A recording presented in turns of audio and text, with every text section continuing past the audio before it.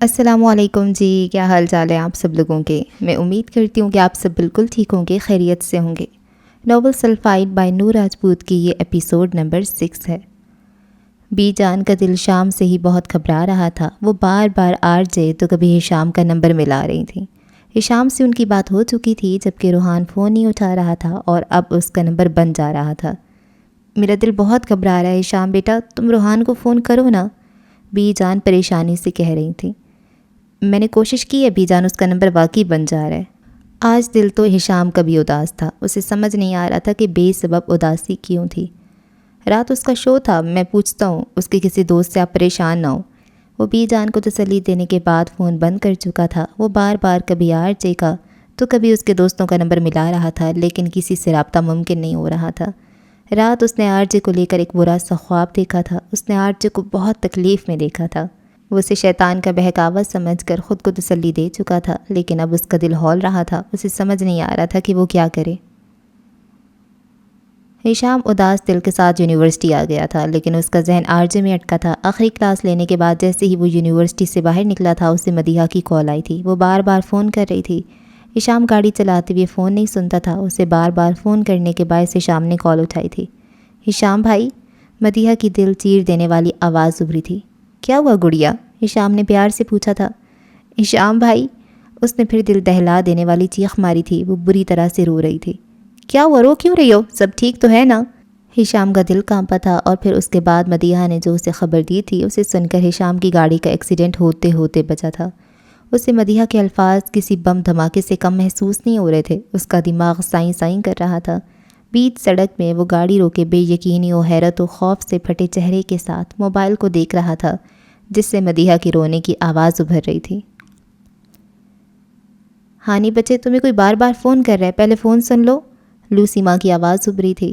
ہانم kitchen میں Halima be کے ساتھ مل کر کوکنگ کرنے کی کوشش کر رہی تھی۔ وہ بچپن سے لے کر اب تک اپنی پڑھائی میں اتنی مشغول رہی تھی کہ اسے گھر کے کام سیکھنے کا موقع ہی نہیں ملا تھا، اور اب وہ اپنا وقت گزارنے کے لیے حلیمہ بی کے ساتھ کوکنگ کرنے کی کوشش کرتی تھی۔ آ رہی ہوں لوسی ماں، ہانم نے کچن سے ہی جواب دیا تھا۔ وہ خود کو نارمل دکھاتی تھی، دن میں وہ سب کے ساتھ ہوتی تھی۔ اس نے اپنا درد چھپانا شروع کر دیا تھا، البتہ رات کو ماضی کی یادیں اسے کسی زہریلے سانپ کی طرح ڈستی تھیں۔ وہ سنک پہ ہاتھ دھونے کے بعد کچن سے نکل کر لاؤنج میں آئی تھی، جہاں میز پہ رکھا اس کا فون بار بار رنگ کر رہا تھا۔ لوسی ماں ایکویریم میں گھومتی رنگ برنگی مچھلیوں کو ان کی خوراک ڈال رہی تھی۔ ماہم کی کال تھی۔ ہانم کے چہرے پہ مسکراہٹ پھیل گئی تھی۔ ہیلو، السلام علیکم، ہانم نے خوش دلی سے کہتے ہوئے فون کان سے لگایا تھا۔ ہانو آپی، جواد کی آواز ابھری تھی۔ ہانم ایک دم چونکی تھی۔ کیا ہوا جواد؟ ہانو آپی، وہ جواد ہچکیاں لے رہا تھا، وہ رو رہا تھا۔ یا اللہ خیر، ہانم کا دل دہل گیا تھا۔ اس نے بے ساختہ دعا مانگی تھی۔ آپی وہ مر گیا، جواد بری طرح سے رو رہا تھا۔ کون مر گیا جواد؟ ہانم کو اپنا سانس روکتا ہوا محسوس ہوا تھا۔ ہانو آپی، آر جے مر گیا۔ جواد کے الفاظ اس پہ کسی بجلی کی طرح گرے تھے۔ وہ وہیں صوفے پہ ڈھہ گئی تھی۔ آپی، آر جے کا ایکسیڈنٹ ہوا کل رات، وہ مر گیا۔ ہانم کو سمجھ نہیں آ رہی تھی کہ وہ جواد کو کیا جواب دے۔ وہ جانتی تھی کہ ماہم اور خاص طور پر جواد آر جے کا کتنا بڑا مداح تھا۔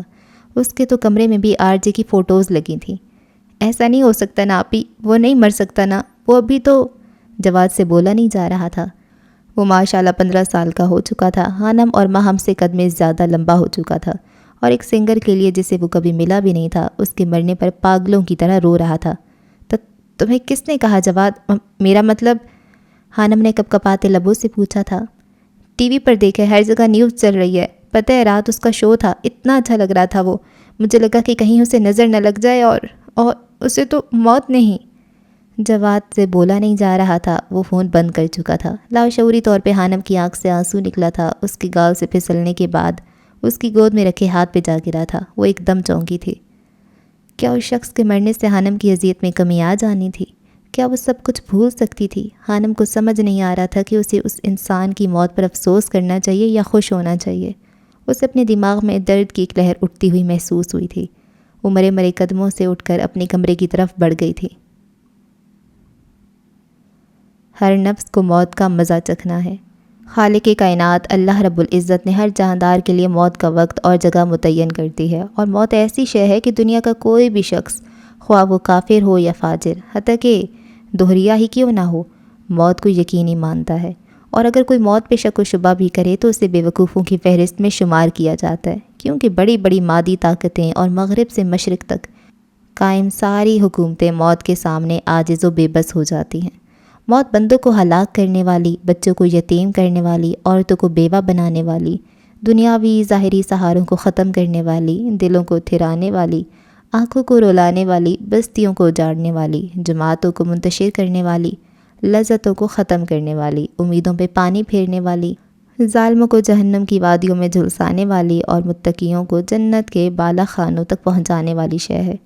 موت نہ چھوٹوں پہ شفقت کرتی ہے، نہ بڑوں کی تعظیم کرتی ہے، نہ دنیاوی چودھریوں سے ڈرتی ہے، نہ بادشاہوں سے ان کے دربار میں حاضری کی اجازت لیتی ہے۔ جب بھی حکم خداوندی ہوتا ہے تو تمام دنیاوی رکاوٹوں کو چیرتی اور پھاڑتی ہوئی مطلوب کو حاصل کر لیتی ہے۔ موت نہ نیک صالح لوگوں پہ رحم کھاتی ہے، نہ ظالموں کو بخشتی ہے۔ اللہ کے راستے میں جہاد کرنے والوں کو بھی موت اپنے گلے لگا لیتی ہے، اور گھر بیٹھنے والوں کو بھی موت نہیں چھوڑتی۔ آخری ابدی زندگی کو دنیاوی فانی زندگی پہ ترجیح دینے والے بھی موت کی آغوش میں سو جاتے ہیں، اور دنیا کے دیوانوں کو بھی موت اپنا لقمہ بنا لیتی ہے۔ موت آنے کے بعد آنکھ دیکھ نہیں سکتی، زبان بول نہیں سکتی، کان سن نہیں سکتے، ہاتھ پیر کام نہیں کر سکتے۔ موت نام ہے روح کا بدن سے تعلق ختم ہونے کا اور انسان کا دار فانی سے دار بقا کی طرف کوچ کرنے کا۔ ترقی یافتہ سائنس بھی روح کو سمجھنے سے قاصر ہے، حالانکہ اللہ تعالیٰ نے قرآن کریم میں واضح طور پہ اعلان فرما دیا ہے، روح صرف اللہ کا حکم ہے۔ موت پر انسان کا اعمال کا رجسٹر بند کر دیا جاتا ہے، اور موت پر توبہ کا دروازہ بند اور جزا و سزا کا وقت شروع ہو جاتا ہے۔ حضور اکرم صلی اللہ علیہ وآلہ وسلم نے ارشاد فرمایا، اللہ تعالیٰ بندے کی توبہ قبول کرتا ہے یہاں تک کہ اس کا آخری وقت آ جائے۔ ہم ہر روز، ہر گھنٹہ، بلکہ ہر لمحہ اپنی موت کے قریب ہوتے جا رہے ہیں۔ سال، مہینے اور دن گزرنے پر ہم کہتے ہیں کہ ہماری عمر اتنی ہو گئی، لیکن حقیقت یہ ہے کہ یہ ایام ہماری زندگی سے کم ہو گئے۔ موت ایک مصیبت بھی ہے، جیسا کہ اللہ تبارک و تعالیٰ فرماتا ہے، اور وہیں تمہیں موت کی مصیبت پیش آ جائے۔ اللہ تبارک و تعالیٰ نے اپنے پاک کلام کی متعدد آیات میں موت اور اس کی حقیقت کو بیان کیا ہے، جن میں سے چند آیات پیش خدمت ہیں۔ ہر جاندار کو موت کا مزہ چکھنا ہے، اور تم سب کو تمہارے اعمال کے پورے بدلے قیامت ہی کے دن ملیں گے۔ پھر جس کو دوزخ سے بچا لیا جائے گا اور جنت میں داخل کر دیا گیا، وہ صحیح معنی میں کامیاب ہو گیا، اور یہ دنیاوی زندگی تو جنت کے مقابلے میں دھوکے کے سامان کے سوا کچھ بھی نہیں۔ اس آیت میں اللہ تبارک و تعالیٰ نے انسانوں کی کامیابی کا معیار ذکر کیا ہے، اور وہ یہ ہے کہ اس حال میں ہماری موت آئے کہ ہمارے لیے جہنم سے چھٹکارے اور دخول جنت کا فیصلہ ہو چکا ہو۔ اس زمین میں جو کوئی ہے فنا ہونے والا ہے، اور صرف تمہارے پروردگار کی جلال والی اور فضل و کرم والی ذات باقی رہے گی۔ ہر چیز فنا ہونے والی ہے سوائے اللہ کی ذات کے، حکومت اسی کی ہے اور اسی کی طرف تمہیں لوٹ کر جانا ہے۔ اے پیغمبر، تم سے پہلے بھی ہمیشہ زندہ رہنا ہم نے کسی فرد بشر کے لیے طے نہیں کیا، چنانچہ اگر تمہارا انتقال ہو گیا تو کیا یہ لوگ ایسے ہیں جو ہمیشہ زندہ رہیں؟ ہر جاندار کو موت کا مزہ چکھنا ہے، اور ہم تمہیں آزمانے کے لیے بری اور اچھی حالتوں میں مبتلا کرتے ہیں، اور تم سب ہمارے پاس ہی لوٹ کر آؤ گے۔ تم جہاں بھی ہوگے ایک نہ ایک دن موت تمہیں جا پکڑے گی، چاہے تم مضبوط قلعوں میں ہی کیوں نہ رہ رہے ہو۔ انسان بڑے بڑے محل اور قلعے تعمیر کر کے سوچتا ہے کہ اسے ہمیشہ یہاں رہنا، اسے کبھی فنا ہونا ہی نہیں ہے، لیکن شاید وہ جانتے نہیں کہ موت قلعوں میں آ جاتی ہے۔ اے نبی، آپ کہہ دیجئے کہ جس موت سے تم بھاگتے ہو وہ تم سے آ ملنے والی ہے، یعنی وقت آنے پر موت تمہیں ضرور اچک لے گی۔ چنانچہ جب ان کی مقررہ میعاد آ جاتی ہے تو وہ گھڑی بھر بھی اس سے آگے پیچھے نہیں ہو سکتے، اور نہ کسی نفس کو یہ پتہ ہے کہ زمین کے کس حصے میں اسے موت آئے گی۔ ان مذکورہ آیات سے معلوم ہوا کہ ہر شخص کا مرنا یقینی ہے، لیکن موت کا وقت اور جگہ سوائے اللہ کی ذات کی کسی بشر کو معلوم نہیں۔ چنانچہ بعض بچپن میں تو بعض عنفوان شباب میں اور بعض ادھیڑ عمر میں، جبکہ باقی بڑھاپے میں دائی اجل کو لبیک کہہ جاتے ہیں۔ بعض صحت مند تندرست نوجوان سواری پہ سوار ہوتے ہیں، لیکن انہیں نہیں معلوم کہ وہ موت کی سواری پہ سوار ہو چکے ہیں۔ لیکن ایک بات تو طے ہے کہ موت بہت برا فعل نہیں ہے، موت ایک عمل ہے، ایک راستہ ہے، موت کا ایک وجود ہے۔ ہم کیوں کہتے ہیں کہ موت آ گئی؟ موت آئے گی، یقیناً موت ایک وجود رکھتی ہے جو جب آتی ہے تو انسان کو ایک دنیا سے کاٹ کر دوسری دنیا سے جوڑ دیتی ہے۔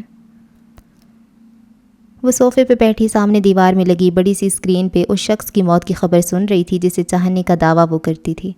وہ شمائل نیازی وزیر خارجہ کی بیٹی جس کے باپ کے دور دور تک پہنچ تھی، وہ ایک شخص کو اپنا نہیں بنا سکی تو اسے ختم کر دیا۔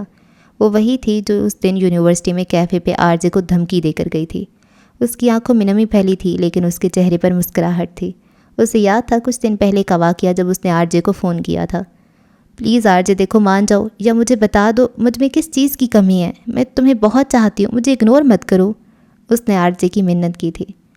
لیکن میں تمہیں نہیں چاہتا، آر جے نے صاف گوئی سے جواب دیا تھا۔ کیوں؟ آخر کیوں؟ کون ہے وہ جس کے عشق میں تم گرفتار ہو چکے ہو؟ وہ چلائی تھی۔ یہ میں تمہیں نہیں بتا سکتا، وہ پھیکی سی ہنسی ہنس دیا تھا۔ تم نے تو کہا تھا تمہیں کبھی کسی سے محبت نہیں ہوگی، یقیناً وہ تمہاری نئی گرل فرینڈ ہوگی جس کے لیے تم مجھے اگنور کر رہے ہو۔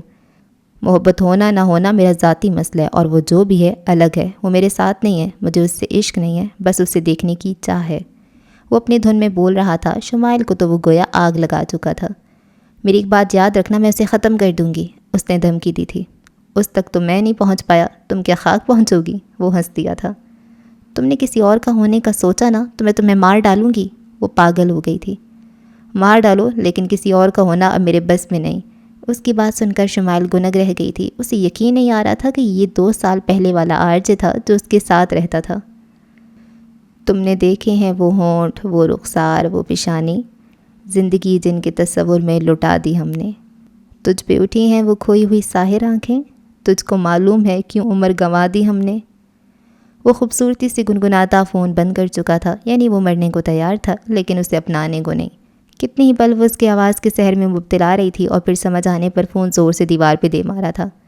میں تمہیں نہیں بخشوں گی آر جے، وہ چلائی تھی، اور اب اس نے اپنا دعویٰ سچ کر دکھایا تھا۔ وہ واقعی اپنی جان دے گیا تھا۔ اسے نہ جیت سکے گا غم زمانہ اب، جو کائنات تیرے در پہ ہار دی ہم نے۔ میں چاہتا ہوں کہ اب آپ اپنی تعلیم کو جاری کریں، بہت سا وقت ہو گیا آپ کو دنیا سے کٹ کر رہتے ہوئے۔ حمدان انکل پیرس آئے تھے اور اس وقت حانم کے سامنے بیٹھے اسے سمجھا رہے تھے۔ ان کی بات پہ حانم نے چونک کر انہیں دیکھا تھا۔ اسے تعلیمی اداروں کے نام سے بھی خوف ہونے لگتا تھا۔ وہ خاموشی سے انہیں دیکھتی رہی۔ زندگی کا ہر حادثہ ہمیں ایک نیا سبق دے کر جاتا ہے۔ 2 سال ضائع کر دیا آپ نے اپنی زندگی کے۔ زندگی بہت چھوٹی سی نعمت ہے، اس کو مزید ضائع مت کریں۔ حانم کا سر جھک گیا تھا۔ 2 سال، پورے 2 سال اس شخص کی وجہ سے حانم نے تنہا گزارے تھے۔ اب تک تو اس کا ماسٹر بھی کب کا مکمل ہو چکا ہوتا۔ اس کے دل میں ہوک اٹھی تھی، لیکن اب وہ خود ہی نہیں تھا۔ میں آپ کے سارے کاغذات لے آیا ہوں، مجھے امید ہے ہانی بیٹا آپ ہم سب کو مایوس نہیں کریں گے۔ یعنی وہ فیصلہ کر کے آئے تھے، یعنی اسے بس فیصلہ سنایا گیا تھا، اسے بس کرنا تھا۔ اس نے ماہی کی طرف دیکھا تھا جو کندھے اچکا گئی تھی کہ تم لوگوں کا آپس کا معاملہ ہے، یا پھر واپس پاکستان چلو، وہاں اپنی ماں اپنی فیملی سب کے ساتھ رہو۔ حمدان انکل کی اس بات پہ وہ چونک گئی تھی۔ یہ تو طے تھا کہ اسے واپس کبھی نہیں جانا تھا۔ میں پڑھائی شروع کر لیتی ہوں۔ حانم نے اپنے کاغذات والی فائل کو میز سے اٹھا لیا تھا۔ وہاں موجود ہر شخص کے چہرے پہ مسکراہٹ پھیل گئی تھی۔ آج جب اسے کہے لگاتا نظر نہیں آتا تھا، لیکن اس کے الفاظ آج بھی حانم کے کانوں میں گونجتے تھے۔ اسے وہ واقعہ آج بھی کسی ڈراؤنے خواب کی طرح یاد تھا۔ وہ پیچھے پلٹ کر دیکھتی تو اسے اپنی بربادی صاف دکھائی دیتی تھی۔ وہ شاید اس کے مرنے کے بعد بھی اس سے نفرت کرتی تھی۔ وہ یونیورسٹی جانے کے لیے تیار ہو رہی تھی۔ اس کا ایڈمیشن ہو چکا تھا۔ اس نے ایک بار پھر MSc میں دوبارہ داخلہ لیا تھا۔ زندگی 2-2.5 سال ضائع کرنے کے بعد وہ پھر سے شروعات کر رہی تھی۔ شاید اس کا خوف اس لحاظ سے کم ہو گیا تھا کہ آر جے مر چکا تھا، لیکن جو اس کے اندر سب کچھ بدل چکا تھا وہ کبھی دوبارہ ٹھیک نہیں ہونے والا تھا۔ اس نے ڈینم کا پاؤں تک آتا سیاہ رنگ کا گاؤن پہن رکھا تھا، چمڑے کے جوتے پہنے، سنہری بالوں کو پونی کی شکل میں دیے۔ وہ اس حانم سے بہت مختلف لگ رہی تھی جو بڑی سی چادر لپیٹ کر یونیورسٹی جاتی تھی۔ دوپٹہ ایک چھوٹے سے اسکارف کی صورت گردن کے گرد لپٹا تھا۔ حانم نے ایک آخری نظر خود پہ ڈالی تھی اور پھر دروازے کی طرف قدم بڑھا دیے تھے۔ دروازے پر پہنچنے کے بعد وہ رکی تھی، جانے کیوں بنا سر ڈھانپے باہر جانے کو دل نہیں کر رہا تھا۔ وہ واپس آئینے کے سامنے آئی تھی۔ گلے میں لپٹے اسکارف کو کھول کر اس نے سر پہ اوڑھا تھا۔ الماری سے شرک نکال کر اسے اوپر پہنا تھا۔ اب وہ مکمل طور پہ کور تھی۔ اس کے شرک پر پیچھے کی جانب بڑا سا اینجل لکھا تھا۔ سر کو ڈھانپ کر اسے تھوڑا سا سکون محسوس ہوا تھا۔ ماں دیکھ کر ناراض نہ ہو جائے کہیں، سر پہ آن چلنا ہو تو ڈر لگتا ہے۔ آسیہ بیگم نے اسے باہر کھلے سر پھرنا نہیں سکھایا تھا۔ وہ گھر تھا جہاں وہ کچھ بھی پہن سکتی تھی کیونکہ اس گھر میں کوئی مرد نہیں تھا، لیکن اب وہ باہر جا رہی تھی اور آسیہ بیگم کی بہت سی باتیں اس کے ذہن میں گونج رہی تھیں۔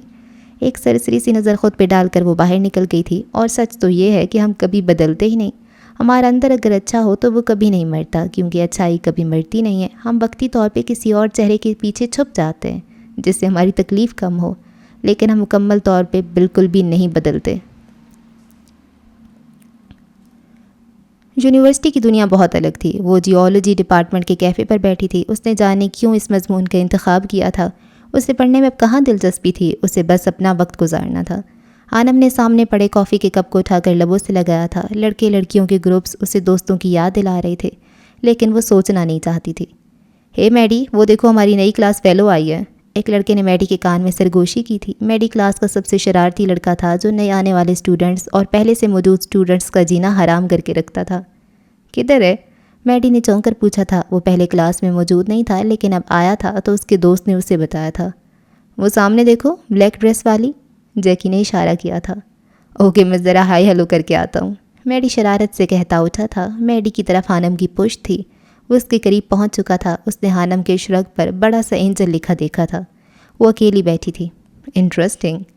وہ مسکراتے ہوئے اس کے سامنے جا کر خالی کرسی پہ براجمان ہو چکا تھا۔ ہانم نے چونک کر اسے دیکھا تھا، پھر وہ نارمل ہو گئی تھی۔ وہ جانتی تھی یہ پیرس کی یونیورسٹی تھی، اس کی پی یو نہیں، جہاں لڑکے کم از کم لڑکی کی اجازت کے بنا اس کے پاس نہیں بیٹھ سکتے تھے۔ ہیلو اینجل، میں ہوں میڈی۔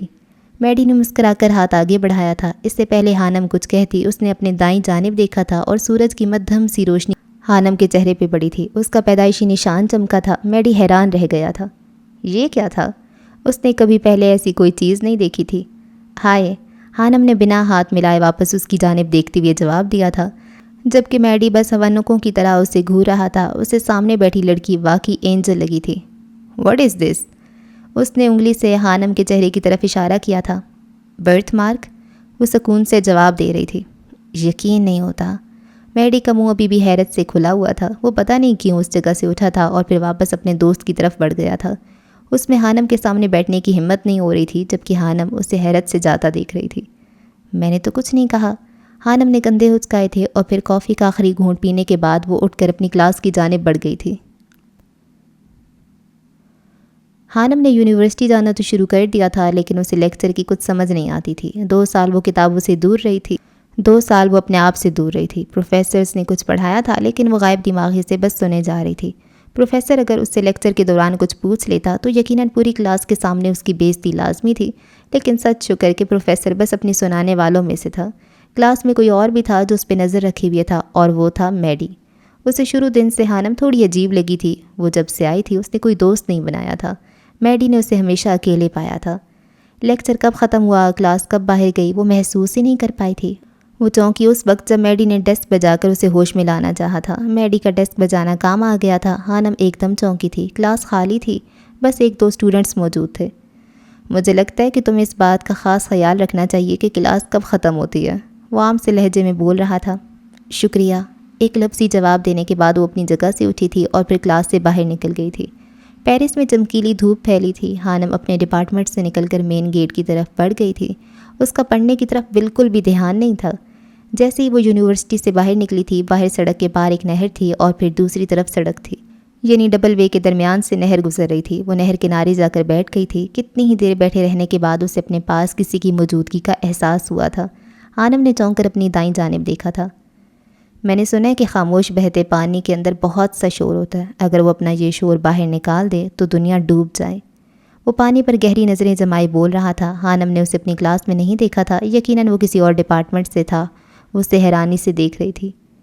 اس لیے خدا پاک نے پانی کو اس کی اوقات میں یعنی پابند رہنا سکھایا ہے، وہ بولی تو لہجے میں مان تھا۔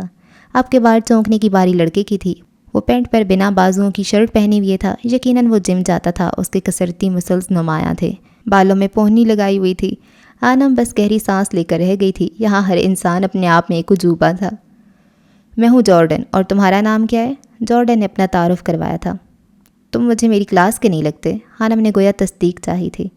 ٹھیک ہے، میں کسی بھی کلاس کا نہیں ہوں، وہ مسکرایا تھا۔ تو پھر تعارف کی ضرورت کیا ہے؟ وہ اٹھ کھڑی ہوئی تھی۔ یہ بھی خوب کہا، وہ پھر مسکرا دیا تھا۔ ہانم کو اس کی آنکھوں میں ایک سرد مہری نظر آئی تھی۔ اسے جارڈن سے خوف محسوس ہوا تھا۔ اس نے وہاں سے جانے میں عافیت جانی تھی۔ ایک تم ہو جو مجھے اس لڑکی تک پہنچاؤ گی جو میرے لیے جبیل خاندان تک راہ ہموار کرے گی۔ وہ حانم کو جاتے ہوئے دیکھ رہا تھا۔ یقیناً اس نے حانم کو ماہی کے ساتھ دیکھا تھا اور اب وہ حانم سے اس لیے مل رہا تھا کہ جو کچھ ماہی کے بارے میں نہیں جانتا تھا وہ جان سکے۔ اسے پوری امید تھی کہ ماہی جبیل خاندان کو ضرور جانتی تھی۔ مسٹر جوزف کی پارٹی سے لے کر اب تک اس نے ماہی کا بہت پیچھا کیا تھا، لیکن وہ کسی ایسے شخص سے نہیں ملی تھی جس کا نام جبیل تھا۔ وہ اس پہ نظر رکھے ہوئے تھا، لیکن انتظار مشکل تھا۔ کبھی کبھی جاڑے کے کہر بھری شام میں جانے کی اداس ہونے کو جی چاہتا ہے، کسی بچھڑے ہوئے کی یاد میں رونے کو جی چاہتا ہے، درد کے دھاگوں میں لفظوں کے موتی پرونے کو جی چاہتا ہے۔ جھٹ پٹے کے اس موسم میں صرف پرت پرت کھولتے ہیں، میرے اندر دکھ ہی دکھ بولتے ہیں، کبھی کبھی اجاڑے کی کہر بھری شام میں۔ لاؤنج میں ٹی وی کی ہلکی ہلکی آواز ابھر رہی تھی۔ ایلا نوڈلز کی پلیٹ پکڑے کھانے میں مگن تھی۔ باہر موسم ابر آلود ہو رہا تھا۔ تیز ہوائیں روئی کے گالوں کی آمد کا پتہ دے رہی تھیں۔ جیسے ہی شام ہوتی تھی چمکیلی دھوپ ایک دم سے غائب ہو جاتی تھی۔ وہ لاؤنج میں بیٹھی گلاس ونڈو سے باہر نرم نرم گرتے روئی کے گالوں کو دیکھ رہی تھی۔ اسے یاد تھا جب بھی موسم زیادہ ٹھنڈا ہوتا تھا ماہم کچن میں گھس جاتی تھی۔ اسے کھانے کا بہت شوق تھا، وہ کچھ نہ کچھ نیا بناتی رہتی تھی۔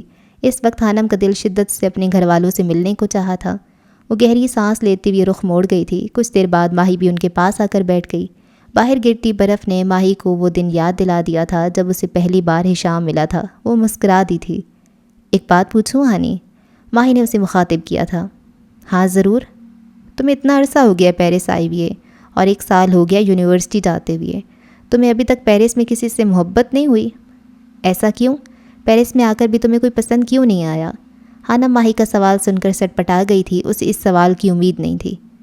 نہیں، میں نے کبھی اس پہ توجہ نہیں دی، حانم نے سادہ سے لہجے میں جواب دیا تھا۔ ماہی بے اختیاری مسکرا دی تھی۔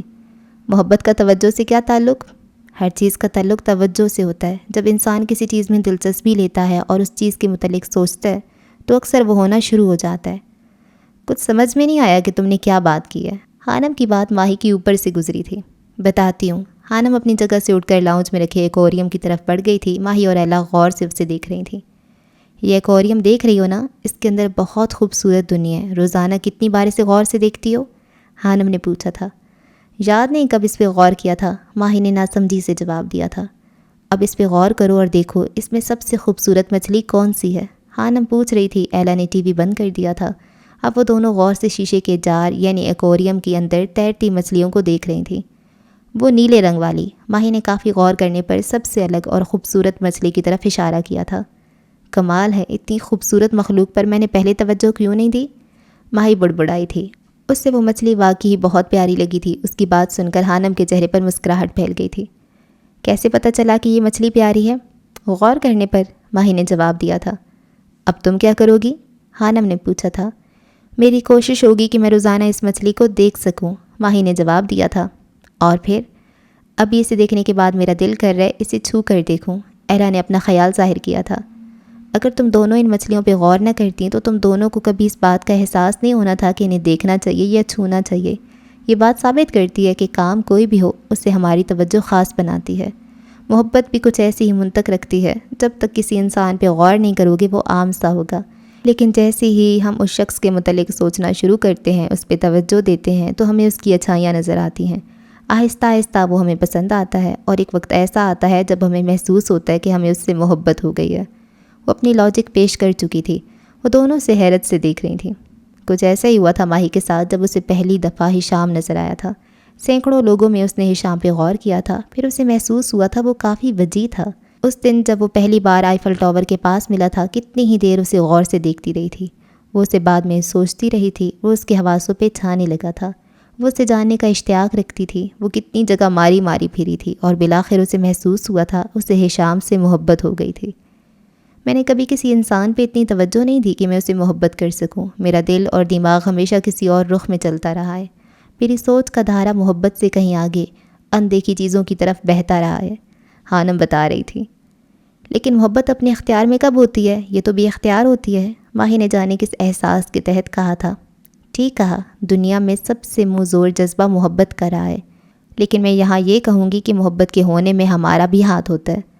انسان جس چیز کی جستجو کرتا ہے قدرت اس انسان کا رخ اس کی جستجو کی طرف موڑ دیتی ہے۔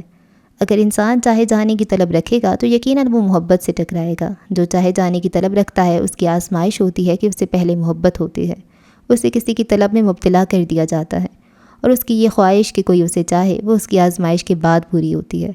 میں نے کبھی اس چیز کی خواہش نہیں کی کہ مجھے کوئی چاہے، اور اللہ پاک نے بھی کبھی مجھے محبت جیسے جذبے سے روشناس نہیں کروایا۔ میرے اندر بڑی بے چین روح ہے، اسے کچھ اور چاہیے، یہ اور چیزوں کی جستجو کرتی ہے۔ جو لوگ کائنات کو تسخیر کرنے نکلتے ہیں وہ اس چیز کی طلب رکھتے ہیں۔ جن لوگوں نے ماضی میں دنیا فتح کی ہے، یقیناً ان کی جستجو نے انہیں یہ کام کرنے پہ اکسایا ہوگا۔ جن لوگوں نے قدرت کا عرفان پایا ہے، یقیناً وہ بہت تڑپے ہوں گے۔ ان کی طلب، ان کی جستجو نے انہیں اندیکھی چیز کی تلاش میں نکلنے پہ مجبور کیا ہوگا، اور مجھے لگتا ہے کہ ساری کائنات سمٹ کر اس ایک لفظ طلب یا جستجو میں مقید ہے۔ جو جس چیز کی کھوج کرے گا وہ اسے پائے گا۔ جو چاہے جانے کی طلب رکھے گا اس سے پہلے محبت میں مبتلا کیا جائے گا۔ وہ خاموش ہو چکی تھی، ماہی اور ایلا کو اس کی منطق نے ورطہ حیرت میں مبتلا کر دیا تھا۔ لیکن ایک بات تو طے ہے، انسان کو چاہے جانے کی طلب رکھنی چاہیے۔ جو یہ طلب رکھے گا وہ محبت سے ٹکرائے گا۔ جب وہ محبت سے ٹکرائے گا تو اسے نہ پانے کی صورت میں پاش پاش ہو جائے گا۔ جب اس کی ذات ٹکڑوں میں بٹے گی تب اسے ہر ٹکڑے پر ایک نئی چیز کا احساس ہوگا۔ جن کی ذات ٹکڑوں میں بٹی ہوتی ہے وہ بہت حساس ہوتے ہیں، اور وہ ان نئی چیزوں کو محسوس کرتے ہیں، اور وہ چیزوں کو دیکھتے ہیں جو عام انسان نہیں دیکھ سکتا۔ اسی لیے خالق کائنات نے اس کائنات کی بنیاد محبت پہ رکھی ہے۔ یہ اپنے آپ میں ایک بہت بڑی کھوج ہے۔ شاید یہی وجہ ہے کہ میں بہت سی چیزوں کی کھوج نہیں کر پائی۔ لیکن ایک اہم بات جو ایلا نے کہی کہ خوبصورت مچھلی کو دیکھ کر چھونے کا دل کرتا ہے۔ جس طرح اللہ پاک نے انسان کو تسخیر کی اجازت دینے کے بعد اپنے اور انسان کی ذات میں ایک پردہ رکھا ہے، وہ چاہے جتنی کوشش کر لے، جب تک اللہ نہ چاہے وہ اس پردے کو، اس حد کو پار نہیں کر سکتا۔ بالکل اسی طرح محبت میں بھی کچھ حدود و قیود ہوتی ہیں۔ جب ایسے انسان سے محبت ہوتی ہے جس سے ہمارا کوئی جائز رشتہ نہیں ہوتا، اس محبت میں ان حدود کو پار نہیں کیا جا سکتا۔ جس طرح انسان اپنی ہٹ دھرمی میں اللہ اور اپنے درمیان حائل پردے کو پار کرنے کی کوشش کرتا ہے تو فنا ہو جاتا ہے۔ کوہ طور کا واقعہ تو یاد ہی ہوگا۔ بالکل اسی طرح اگر انسان نامحرم کی محبت میں ان حدود کو پار کرتا ہے جو اسے نہیں کرنی چاہیے تھیں تو وہ انسان نہیں رہتا، اپنی خواہشات کا غلام ہو جاتا ہے، جانوروں سے بدتر ہو جاتا ہے۔ ماہی کو سمجھ نہیں آیا کہ وہ کس چیز کو زیادہ اہمیت دے کر گئی تھی، جستجو کو، طلب کو، تلاش کو، یا پھر محبت کو۔ وہ انسان کی طلب سے شروع ہو کر کائنات کا ذکر کر کے واپس محبت پہ آ گئی تھی۔ یقیناً کائنات میں ہر چیز اپنی ایک جگہ رکھتی ہے۔ خالق کائنات نے کسی ایک وجود کو، کسی ایک جذبے کو، خواہ وہ نظر آتا ہو یا نہیں، بلا وجہ پیدا نہیں کیا، اور تم اپنے رب کی کون کون سی نعمت کو جھٹلاؤ گے؟ تم نے میرے نوٹس نہیں لیے؟ ہینم حیرت سے میڈی کو تک رہی تھی۔ پروفیسر میکال بہت ضدی ہیں، کل تم غیر حاضر تھیں، انہوں نے کہا جو اسٹوڈنٹس کلاس میں موجود ہیں صرف انہیں ہی نوٹس ملیں گے، باقی کل ان کے آفس میں جا کر لیں۔ ان کا یہ آخری سیمسٹر چل رہا تھا اور اسی وجہ سے ان پہ کافی سختی کی جا رہی تھی۔ اوکے، میں لے کر آتی ہوں۔ ہانم غصے سے پروفیسر میکال کے آفس کی طرف بڑھ گئی تھی۔ کمرے کے باہر پہنچنے کے بعد ہانم نے دروازے پہ دستک دی تھی۔ یس، اندر سے آواز آئی تھی۔ سر مجھے نوٹس چاہیے۔ اندر آفس میں ایک شخص میز کی جانب رخ کر کے کھڑا ہوا تھا۔ ہانم کی طرف اس شخص کی پشت تھی۔ آواز پہ اس شخص نے جھٹکے سے پلٹ کر ہانم کو دیکھا تھا۔ اپنے سامنے کھڑے شخص کو دیکھ کر ہانم کا رنگ پیلا پڑا تھا۔ وہ حیرت سے گنگ اس شخص کو دیکھ رہی تھی، اور ایسا ہی کچھ حال سامنے والے شخص کا تھا۔ ہانم، وہ زیر لب بڑبڑایا تھا۔ ہانم کو اپنا دل ڈوبتا ہوا محسوس ہوا تھا۔ وہ اس شخص سے صرف ایک دفعہ ملی تھی، کچھ سال پہلے کالج کی میٹنگ والے کمرے میں، جہاں اس شخص نے اپنا تعارف ہشام بن جبیل کے نام سے کروایا تھا۔ ہشام حیرت و خوشی کے ملے جلے تاثرات سے اسے دیکھ رہا تھا۔ وہ ایک جھٹکے سے مڑی تھی اور آفس سے باہر نکل گئی تھی۔ ہانم کا دل دھک دھک کر رہا تھا۔ وہ جانتی تھی کہ آر جے مر چکا تھا، لیکن اس نے کبھی سوچا نہیں تھا کہ اس کا سامنا آر جے کی فیملی کے کسی شخص سے ہو جائے گا۔ ایسی کچھ حالت ہشام کی بھی تھی۔ پروفیسر میکال سے اس کی اچھی خاصی دوستی تھی۔ آج وہ اسے ملنے آیا تھا، لیکن اسے یقین نہیں آ رہا تھا کہ قسمت اس پہ یوں بھی مہربان ہو سکتی تھی۔ پروفیسر میکال جب آفس میں داخل ہوا تو ہشام کو کرسی پہ براجمان کسی گہری سوچ میں غرق پایا تھا۔ کیا ہوا؟ ہانم تمہاری اسٹوڈنٹ ہے؟ ہشام نے پوچھا تھا۔ ہاں، پروفیسر میکال نے کچھ دیر سوچنے کے بعد جواب دیا تھا۔ مجھے پہلے کیوں نہیں پتہ چلا؟ ہشام اپنا سر تھام کر رہ گیا تھا۔ ہانم اپنی مخصوص جگہ پر یعنی نہر کے کنارے بیٹھی تھی۔ ہوا کی سرسراہٹ سے دوپٹے کے نیچے سے اس کے بال نکل کر چہرہ چھو رہے تھے۔ پانی سست روی سے بہہ رہا تھا۔ قریبی دانہ چگدے پرندوں کی آواز اس کے کانوں کو بھلی محسوس ہو رہی تھی۔ وہ وہاں اکیلی بیٹھی تھی جب ہشام اس کے پاس آ کر بیٹھا تھا۔ حانم نے زیادہ نوٹ نہیں کیا تھا، اس جگہ پر روز نئے نئے لوگ اس کے پاس آ کر بیٹھتے تھے۔ کیسی ہیں آپ حانم؟ آواز پر چونک کر حانم نے دیکھا تھا۔ ایک بار پھر اس کے چہرے کا رنگ اڑا تھا، لیکن وہ خود پہ کنٹرول کر گئی تھی۔ جی ٹھیک ہوں، وہ زبردستی مسکرائی تھی۔ جب میں اپنے بھائی کے سلسلے میں آپ سے ملنے کالج گیا اور جب میں وہاں سے واپس آیا تھا تو میں نے کبھی سوچا نہیں تھا کہ میں آپ سے یہاں اس شہر میں یوں اچانک ملوں گا۔ وہ کتنا خوش تھا یہ صرف وہ جانتا تھا، وہ اسے بتا نہیں سکتا تھا۔ اس نے آرجے کا نام نہیں لیا تھا۔ سوچا تو میں نے بھی نہیں تھا کہ جس شخص سے میں اتنی نفرت کرتی ہوں اس کے بھائی سے یوں یہاں اچانک ملوں گی۔ حانم کا لہجہ کاٹ تار تھا، ہشام کے چہرے کا رنگ پھیکا پڑا تھا۔ لیکن مجھے امید ہے کہ آپ کو مجھ سے نفرت نہیں ہوگی، وہ مسکرایا تھا۔ ہشام اچھے سے جانتا تھا کہ حانم آرجے سے کیوں نفرت کرتی تھی، اس لیے اس نے اس بات کا ذکر نہیں کیا تھا۔ حانم نے کوئی جواب نہیں دیا تھا۔ میں پچھلے 10 سالوں سے پیرس میں رہ رہا ہوں، لیکن مجھے پیرس کبھی اتنا اچھا نہیں لگا۔ اس کی بات پہ حانم نے چونک کر اسے دیکھا تھا۔ اچھے لوگوں سے مل کر سب اچھا لگنے لگتا ہے، اور پھر آپ تو بہت خاص ہیں اس نشان کی وجہ سے۔ اس نے حانم کے برتھ مارک کی طرف اشارہ کیا تھا۔ کافی اچھی باتیں کر لیتے ہیں آپ، حانم مسکرا دی تھی۔ میں خود بھی بہت اچھا ہوں، یہ آپ کچھ دنوں تک جان جائیں گی، وہ پر اعتماد لہجے میں کہہ رہا تھا۔ دیکھتے ہیں، حانم نے چیلنج کرنے والے انداز میں کہا تھا اور پھر اپنی جگہ سے اٹھ کھڑی ہوئی تھی۔ وہ کالج میں ہونے والی ملاقات میں ہی جان گئی تھی کہ آرجے اور ہشام ایک دوسرے سے بہت مختلف تھے، اور اب اسے یہ محسوس بھی ہو رہا تھا۔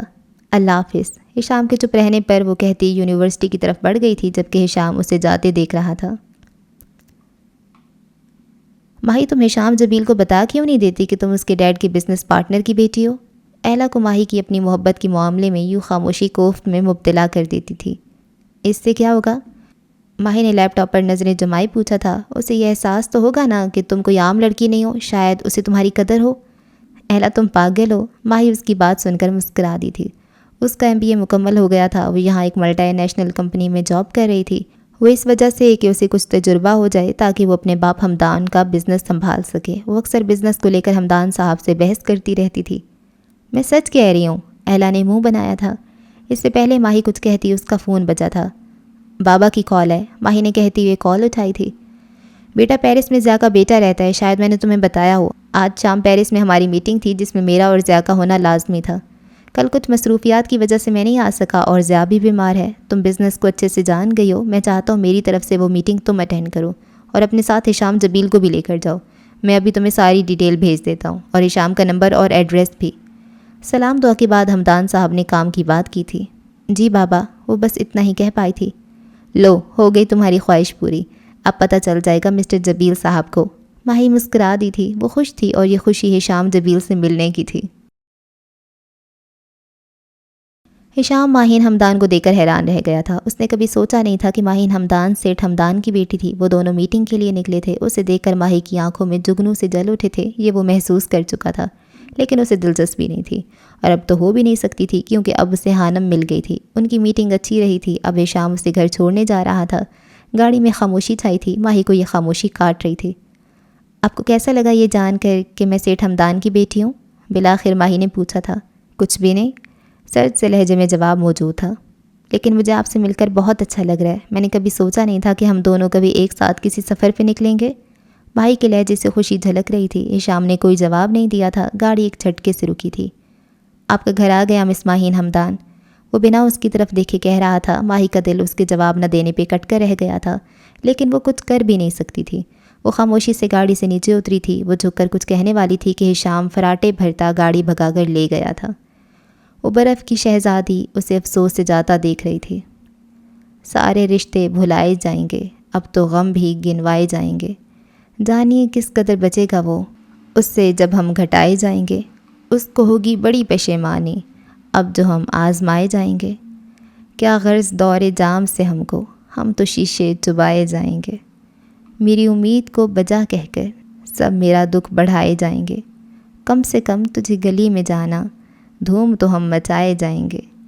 زخم پہلے کے اب مفید نہیں، اب نئے زخم کھائے جائیں گے۔ شاخ سارو تمہارے سارے پرند ایک نفس میں اڑائے جائیں گے۔ ہم جو اب تک کبھی نہ پائے گئے کن زمانوں میں پائے جائیں گے۔ آگ سے کھیلنا ہے شوق اپنا، اب تیرے خط جلائے جائیں گے۔ جمع کیا ہے ہم نے غم دل میں، اس کا اب سود کھائے جائیں گے۔ شہر کی محفلوں میں ہم اور وہ ساتھ اب کیوں بلائے جائیں گے۔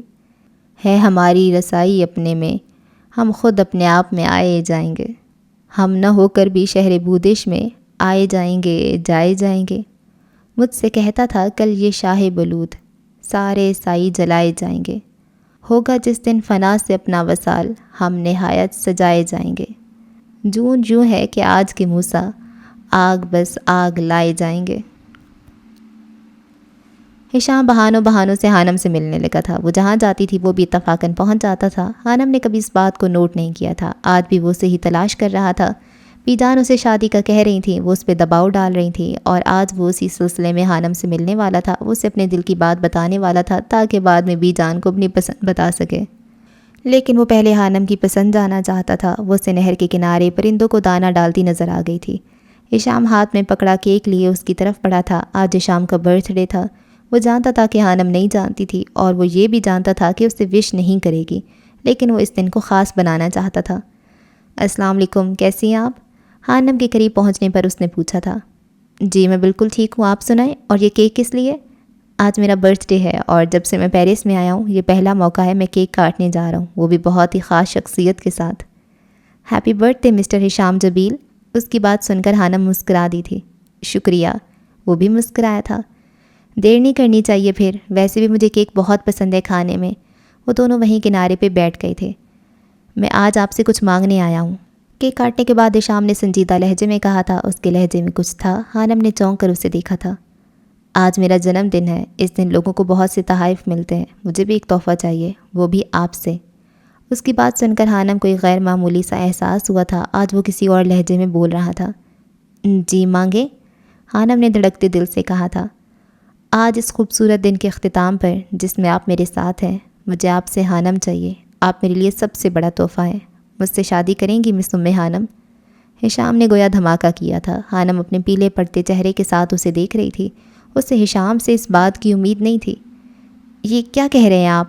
حانم جیسے خواب سے جاگی تھی، وہ ایک جھٹکے سے کھڑی ہوئی تھی۔ میں چاہتا ہوں آپ کو، اور شادی کرنا چاہتا ہوں۔ ہشام نے بھی اٹھتے بھی اپنی بات دہرائی تھی۔ بس بس کریں آپ، حانم نے ہاتھ اٹھا کر منع کرتے ہوئے کہا۔ آپ نے سوچا بھی کیسے ایسا؟ حانم کا چہرہ غصے سے سرخ ہو گیا تھا۔ آپ اچھے انسان ہیں، لیکن مجھے آپ میں دلچسپی نہیں ہے، اور نہ کبھی تھی۔ لیکن مجھے لگا کہ ہشام کا دل ڈوبا تھا کہ میں اگر مسکرا کر بات سن لیتی ہوں تو آپ میں دلچسپی لینے لگی ہوں، یہ لگا تھا آپ کو؟ حانم کا لہجہ کار تار تھا۔ ہشام حیرت سے اسے دیکھ رہا تھا۔ اتنی تلخی آرزی کے لہجے میں ہوا کرتی تھی۔ اگر لڑکی مسکرا کر بات کر لے تو مردوں کو ایسا کیوں لگتا ہے کہ وہ لائن پہ آ گئی ہے؟ شدت جذبات سے حانم کی آواز کانپ رہی تھی۔ اب کی بار ہشام کا چہرہ سرخ ہوا تھا۔ اسے امید نہیں تھی کہ حانم اس طرح ری ایکٹ کرے گی۔ پلیز حانم، اس طرح کے الفاظ مت استعمال کرو، ہشام نے التجا کی تھی۔ حانم نے آنکھیں میچ کر ایک گہری سانس لے کر خود کو نارمل کرنے کی کوشش کی تھی۔ دیکھیں آپ بہت اچھے ہیں، لیکن جو آپ چاہ رہے ہیں ویسا کبھی نہیں ہو سکتا۔ اب کی بار حانم نے نرم لہجے میں کہا تھا۔ لیکن کیوں؟ کیا کمی ہے مجھ میں، یا پھر کسی اور کو پسند کرتی ہیں آپ؟ ہشام کا دل کرلا رہا تھا۔ اس نے کبھی نہیں سوچا تھا کہ اس جیسی شخصیت کا مالک جب کسی کو پروپوز کرے گا تو اسے آگے سے اس طرح کی باتیں سننے کو ملیں گی۔ کوئی کمی نہیں ہے آپ میں، اور نہ میں کسی اور کو چاہتی ہوں، لیکن میں کسی انسان سے رشتہ نہیں بنا سکتی جو مجھے ایک ایسے شخص کی یاد دلائے جس سے میں نفرت کرتی ہوں، حانم نے صاف لہجے میں کہا تھا۔ ہشام ایک گہری سانس لے کر رہ گیا تھا۔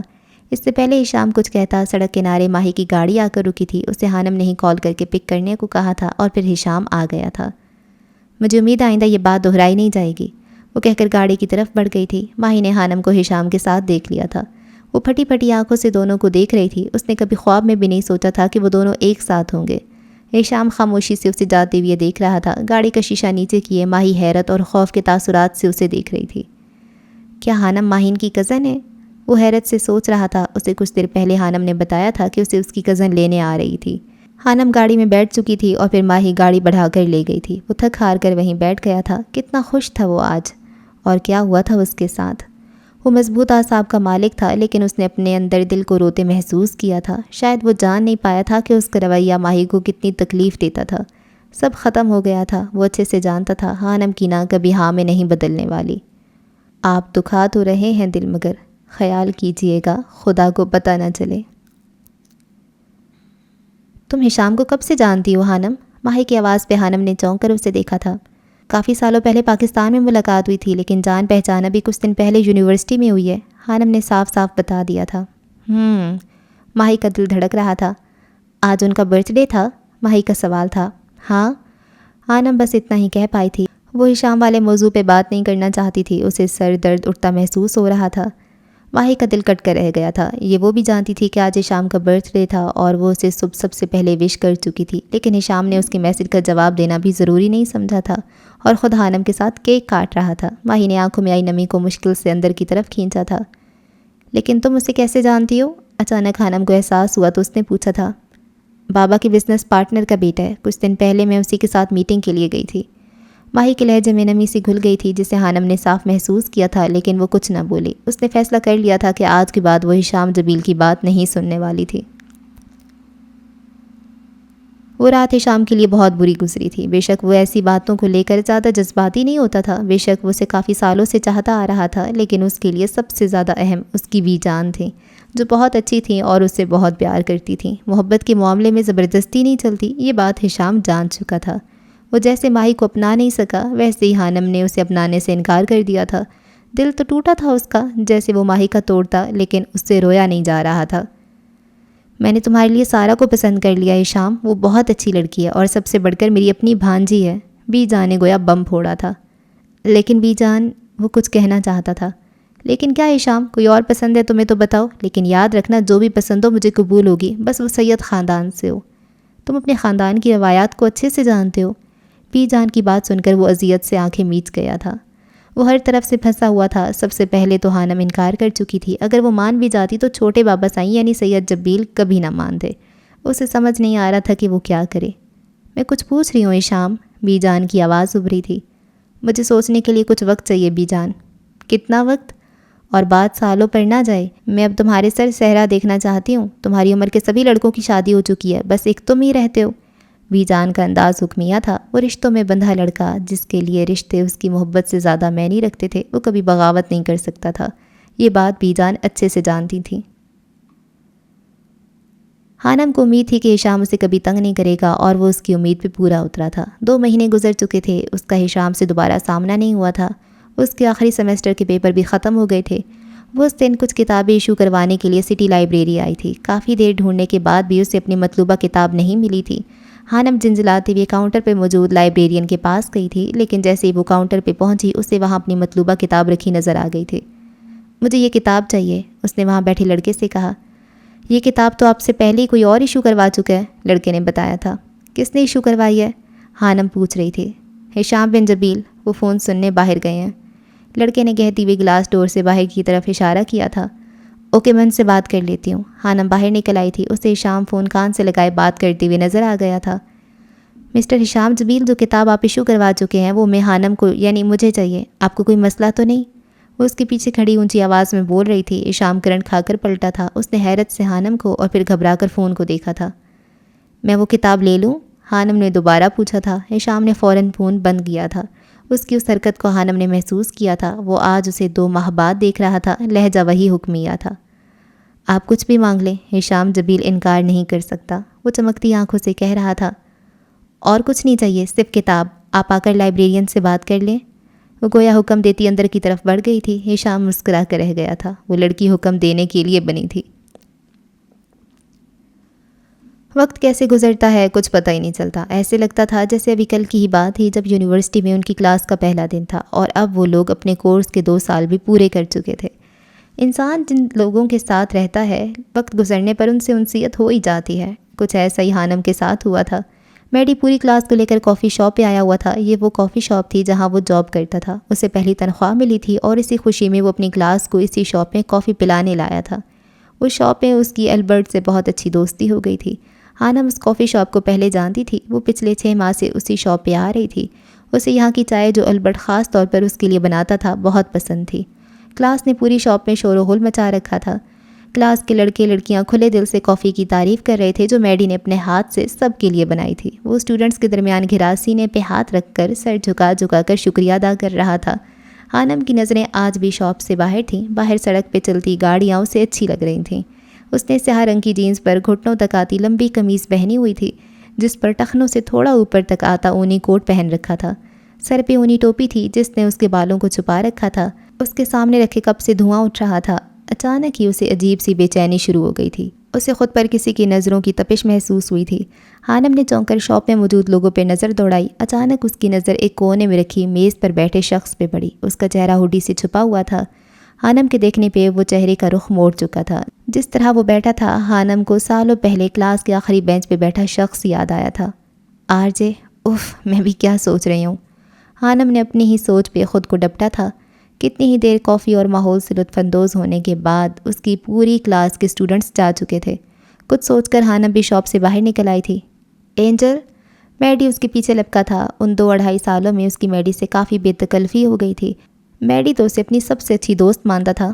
تم اکیلی جاؤ گی گھر؟ میں تمہیں چھوڑ دیتا ہوں، ہانم کے رکنے پر میڈی نے کہا تھا۔ میں کوئی بچی نہیں ہوں میڈی، پچھلے 2.5 سالوں سے میں پیرس میں آوارہ گردی کر رہی ہوں، اور تم مجھے گھر چھوڑنے کی بات کر رہے ہو؟ وہ ہنستی تھی۔ یہ بات تو واقعی سچ تھی۔ جیسے اس نے پہلے 2 سال گھر میں بند رہ کر گزارے، ویسے ہی اب اس نے یہ 2.5 سال پیرس کی سڑکوں پہ گھومتے گزارا تھا۔ لیکن پھر بھی تم اپنی شاپ سنبھالو، میں چلی جاؤں گی، وہ مسکرا کر کہتی آگے بڑھ گئی تھی۔ وہ دونوں سڑک کے درمیان کھڑے تھے۔ ٹریفک زیادہ نہیں تھی اور اس سڑک پر بہت زیادہ گاڑیاں نہیں ہوتی تھیں۔ جیسے ہی میڈی ہٹا، سامنے سے آتی ڈبل ڈیکر بس کو دیکھ کر اس کے ہوش اڑ گئے تھے۔ بس کافی سپیڈ سے آ رہی تھی۔ وہ چھل کر سائڈ پہ ہوا تھا، لیکن یہ کیا، بس کا رخ بھی اس کی طرف ہو گیا تھا۔ میڈی نے چلاتے ہوئے جس طرف کو بھی ہوتا تھا، بس کا رخ بھی اسی جانب ہو جاتا تھا۔ لوگ تماشا دیکھ رہے تھے۔ بس اور اس کے درمیان تھوڑا سا فاصلہ رہ گیا تھا۔ اس سے پہلے کہ بس اسے اڑاتی، کسی نے اسے بازو سے پکڑ کر کھینچا اور بس جس جگہ پر وہ ایک پل پہلے کھڑا تھا وہاں سے گزر کر تھوڑا آگے جا کر رکی تھی۔ میڈی نے ڈرتے ڈرتے آنکھیں کھولی تھیں اور پھر اپنے سامنے کھڑے شخص کو دیکھ کر ڈر کر پیچھے ہوا۔ وہ ایک لڑکا جس نے ہوڈی پہنی ہوئی تھی اور اس کے گال پر جلے ہوئے کا نشان تھا۔ لڑکے نے دونوں ہاتھ اٹھا کر اسے ریلیکس رہنے کا اشارہ کیا تھا۔ سوری برو، گاڑی میں کچھ مسئلہ ہو گیا تھا، بریک نہیں لگ رہی تھی۔ تمہیں اس شخص کا شکریہ ادا کرنا چاہیے جس سے مجھے جیل جانے اور تمہیں ہیون میں جانے سے بچا لیا، بس ایک آدمی نے اتر کر کہا تھا۔ بہت بہت شکریہ، میڈی نے اس جلے ہوئے چہرے والے لڑکے کا ہاتھ تھام کر کہا تھا۔ میڈی ایک جذباتی لڑکا تھا اور اس کے ساتھ ساتھ وہ بہت پیار کرنے والا ایک اچھا انسان تھا۔ ویسے تو وہ بہت چالاک اور شرارتی مشہور تھا، لیکن وہ نہیں جانتا تھا کہ وہ اتنا بڑا ہی بے وقوف بھی تھا۔ تمہارا نام کیا ہے؟ میڈی نے پوچھا تھا۔ میرا نام مون ہے اور میں بول نہیں سکتا۔ لڑکے نے فٹافٹ اپنا موبائل نکال کر اس پہ ٹائپ کر کے بتایا تھا۔ اسے اندازہ ہو گیا تھا کہ میڈی کو اشاروں کی زبان سمجھ نہیں آنے والی تھی۔ اوہ، آؤ اندر آؤ۔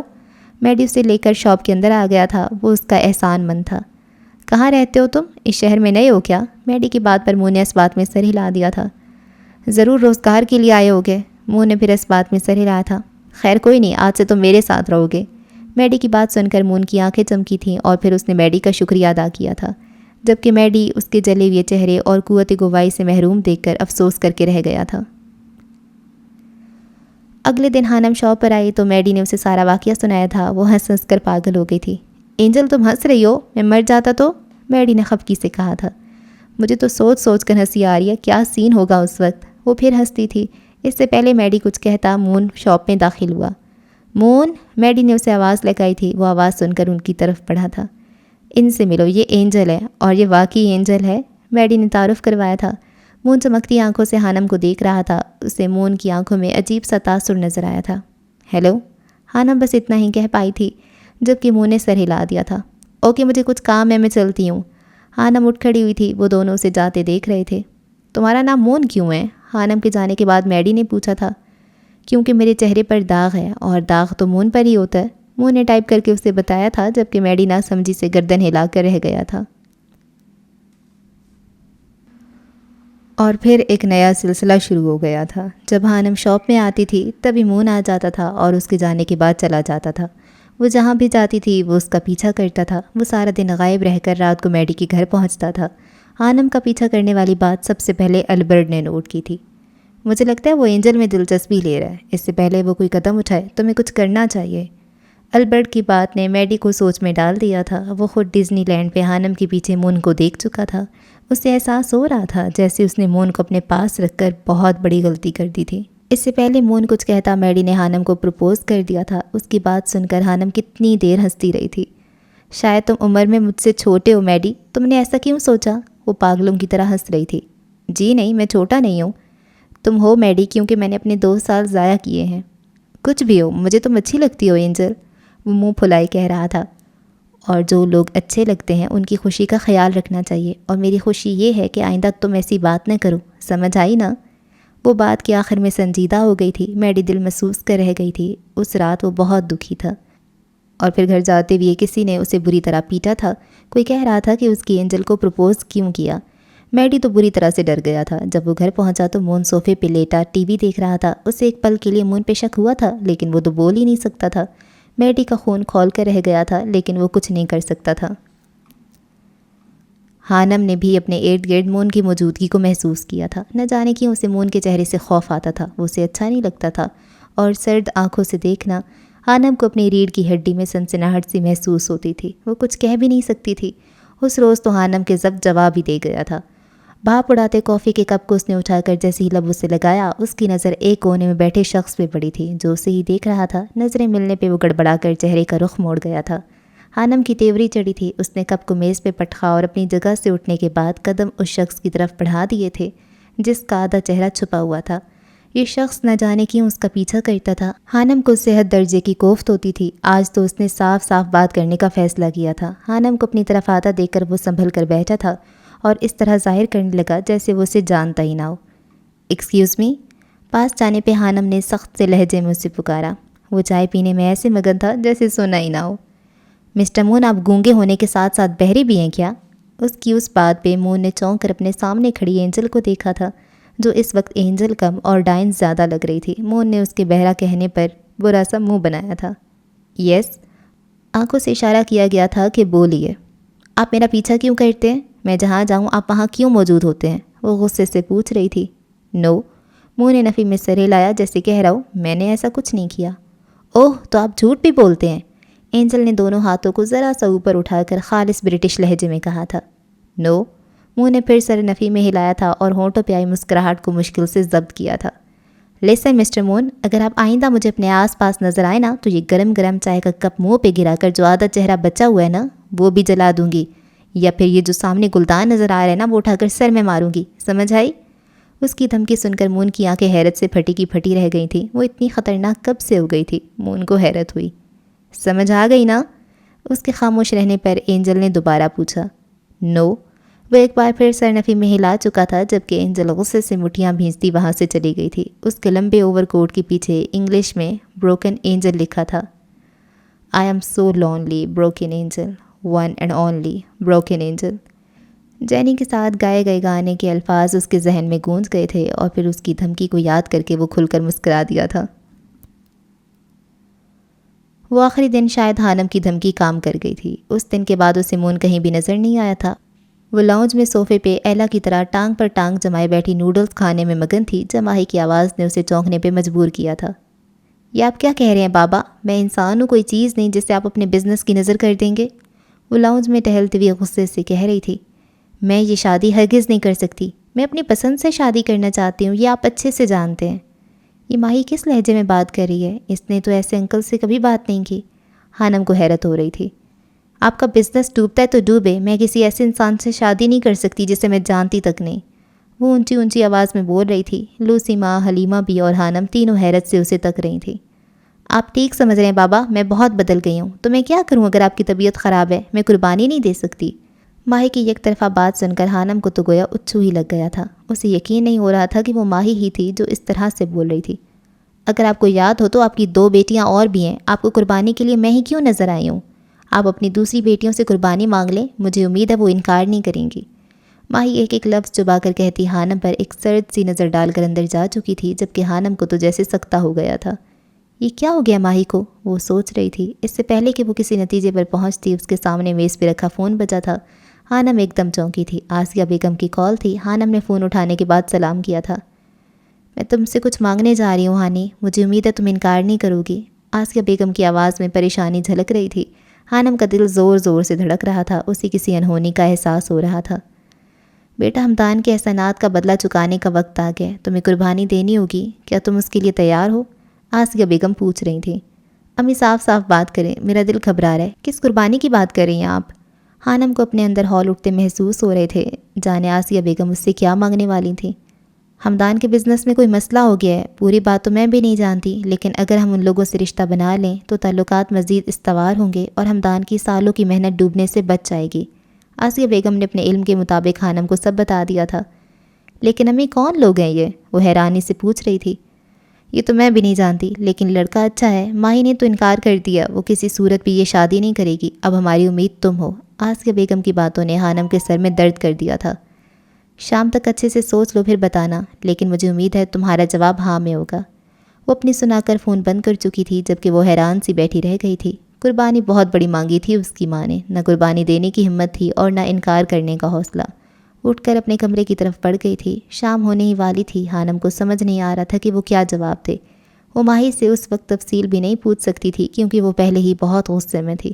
اس نے ایک پل کو سوچا تھا کہ ماہم کا نکاح کروا دے گھر والوں سے کہہ کر، لیکن دوسرے ہی پل اس نے اپنے دماغ سے یہ سوچ نکال دی تھی جو کام وہ خود نہیں کر سکتی تھی، کیسے مطلب پرستوں کی طرح اس چیز کی قربانی ماہم سے مانگ سکتی تھی۔ رات کو ماہی اس کے کمرے میں آئی تھی۔ تم نے شادی کے لیے ہاں کر دی؟ وہ حیرانی اور خوشی کے ملے جلے تاثرات سے خانم کو دیکھ رہی تھی۔ شادی نہیں، صرف نکاح کے لیے، خانم نے جواب دیا تھا۔ ہاں وہی میری جان، مجھے یقین نہیں ہوتا کہ تم اتنی جلدی کیسے مان گئی ہو۔ ماہی نے آگے بڑھ کر اس کی گال پہ پیار کیا تھا۔ خانم حیرت سے دنگ اسے دیکھ رہی تھی۔ یہ صبح والی ماہی تو کہیں سے بھی نہیں لگ رہی تھی، یہ تو بہت خوش نظر آ رہی تھی، انتہائی خوش۔ خانم نے کچھ دیر پہلے ہی فون کر کے آسیہ بیگم کو اس نکاح کے لیے ہاں کر دی تھی اور اب ماہی اس کے کمرے میں موجود تھی۔ تم دیکھنا، تمہیں وہ لڑکا انشاءاللہ بہت پسند آئے گا، بہت خوش رکھے گا تمہیں۔ ماہی اس کا ہاتھ تھامتے ہوئے بولی تھی، جبکہ خانم ابھی تک صدمے کی حالت میں تھی۔ اب تم آرام کرو، پرسوں یعنی جمعۃ المبارک کے دن عصر کے بعد تمہارا نکاح ہے، مجھے ایلا کے ساتھ مل کر بہت سی تیاریاں کرنی ہیں۔ وہ اسے تلقین کرتی جا چکی تھی، جبکہ خانم ناسمجھی سے سوچ رہی تھی کہ آخر یہ ہو کیا رہا تھا۔ اگلے دن ہمدان صاحب، آسیہ بیگم، ماہم اور جواد، وہ سب لوگ پیرس آ گئے تھے۔ خانم تو انہیں دیکھ کر سکتے میں چلی گئی تھی۔ اسے اتنا بڑا سرپرائز دیا گیا تھا کہ وہ حیرت سے گنگ انہیں دیکھ رہی تھی۔ جب ہوش آیا تو سب سے لپٹ لپٹ کر روئی تھی۔ جواد اب لڑکپن کی عمر سے نکل کر جوانی کی دہلیز پر قدم رکھ چکا تھا۔ وہ خواب کی حالت میں سب کو دیکھ رہی تھی۔ اسے یقین نہیں آ رہا تھا کہ وہ اتنے سالوں بعد اپنے گھر والوں سے مل رہی تھی۔ ان لوگوں کے آتے ہی گھر میں رونق پڑ گئی تھی۔ ماہم، ماہی اور ایلا کے ساتھ مل کر بازار خانم کے نکاح کا جوڑا لینے گئی تھیں۔ خانم نے خود جانے سے انکار کر دیا تھا، وہ آسیہ بیگم کے ساتھ اپنا وقت بتانا چاہتی تھی۔ سب بہت خوش نظر آ رہے تھے۔ خانم کو کہیں سے بھی یہ نکاح قربانی کے لیے کیا گیا نہیں لگ رہا تھا۔ یہ نکاح اس کے لیے مبارک ثابت ہوا تھا، کیونکہ اس نکاح میں وہ اپنوں سے مل پائی تھی۔ وہ سرخ و سفید رنگ کے چوڑی دار پاجامے اور قمیض میں نق سک سے تیار ہوئی تھی، بہت پیاری لگ رہی تھی۔ گھر کو بھی روشنیوں سے سجایا گیا تھا، ہر کوئی تیار تھا، صرف دلہے صاحب کا انتظار کیا جا رہا تھا۔ خانم کو یقین نہیں ہو رہا تھا کہ واقعی یہ اسی کے نکاح کی تقریب تھی۔ سب بہت خوش لگ رہے تھے۔ بہت پیاری لگ رہی ہو خانو آپ ہی۔ جواد اس کے پاس آ کر بیٹھا تو خانم کو مضبوط پناہوں کا احساس ہوا تھا۔ وہ واقعی بہت بڑا ہو گیا تھا، ماشاءاللہ۔ خانم نے دل ہی دل میں سب کی نظر اتاری تھی۔ کچھ دیر بعد لڑکے والے آ گئے تھے، انہیں ڈرائنگ روم میں بٹھایا گیا تھا۔ خانم سے کسی نے اپنے کمرے سے باہر آنے کو نہیں کہا تھا اور نہ وہ خود گئی تھی۔ اس کا دل تیز تیز دھڑک رہا تھا۔ جذبات و احساسات بالکل نہیں تھے۔ کچھ دیر بعد قاضی نکاح کے لیے آیا تھا۔ وہ خانم سے اس کو ریحان حیدر کے نکاح میں دیے جانے کا پوچھ رہا تھا، جبکہ خانم کو روحان کے نام پہ کرنٹ لگا تھا۔ اسے اپنی آنکھوں کے سامنے اندھیرا چھاتا محسوس ہو رہا تھا۔ وہ اس شخص کے کسی ہم نام سے بھی نہیں ملتی تھی، کہاں اس کے ہم نام سے شادی۔ ہانی بیٹا بولو، آسیہ بیگم نے اسے خاموش دیکھ کر کہا تھا۔ جی۔ وہ اس بات میں سر ہلا گئی تھی۔ 5 منٹ بعد قاضی جا چکا تھا، جبکہ خانم اپنے دل کو سمجھانے کی کوشش کر رہی تھی۔ نکاح ہو چکا تھا۔ ماہی نے اسے باہر آنے کا کہا تھا تاکہ اسے روحان حیدر کے ساتھ بٹھایا جا سکے۔ نہیں، میری طبیعت ٹھیک نہیں ہے، خانم نے صاف انکار کر دیا تھا۔ ماہی اسے غور سے دیکھ رہی تھی۔ خوبصورت چہرے پر سوچ کی لکیریں واضح تھیں۔ ٹھیک ہے، تم آرام کرو، وہ کہہ کر کمرے سے باہر چلی گئی تھی۔ خانم کو کسی انسان کی بھی سمجھ میں نہیں آ رہی تھی، وہ الجھی پڑی تھی۔ اسے پہلے ماہی کا فون پر اس طرح ہمدان انکل سے بات کرنا اور پھر خانم کی ہاں کرنے پر اتنا خوش ہونا، اسے سمجھ نہیں آ رہا تھا کہ کیا حقیقت تھی اور کیا دھوکہ تھا۔ ڈرائنگ روم میں کافی چہل پہل تھی۔ روحان حیدر خاموش لیکن پرسکون سا بیٹھا تھا۔ جواد اس کے ساتھ چپکا بیٹھا تھا، جبکہ ہمدان صاحب روحان کے بڑے بھائی کے ساتھ بیٹھے باتوں میں مصروف تھے۔ کھانا خوشگوار ماحول میں کھایا گیا تھا۔ خانم کو بھی کھانا دے آؤ، حلیمہ بی کی آواز پر ماہی فٹ سے اٹھی تھی اور کھانے کی ڈش لے کر اس کے کمرے کی طرف بڑھ گئی تھی۔ تم بہت خوش نصیب ہو ہانی کہ تمہیں روحان حیدر جیسا لڑکا ملا ہے۔ سچی مجھے لگتا ہے کہ دنیا میں ہشام جبیل سے زیادہ خوبصورت مرد کوئی نہیں، لیکن روحان کو دیکھا تو مجھے اپنا بیان بدلنا پڑا۔ وہ مسکرا دی تھی جبکہ حانم حیرت سے اسے دیکھ رہی تھی۔ وہ جان گئی تھی کہ ماہی ہشام کو بہت پسند کرتی تھی، شاید اسی وجہ سے اس نے روحان سے شادی کرنے سے انکار کر دیا تھا۔ حانم نے جو ہلکا پھلکا زیور پہنا تھا وہ اتار دیا تھا، اب بس چوڑیاں پہنی تھیں اور نکاح کا جوڑا۔ وہ تھکی ہوئی نظر آ رہی تھی، اس نے مشکل سے تھوڑا سا کھانا کھایا تھا۔ جنوری کا مہینہ تھا، آج 18 جنوری تھی۔ یہ کیسا دن تھا اور اس دن کیا ہوا تھا حانم کو یاد بھی نہیں تھا۔ میں سو جاؤں؟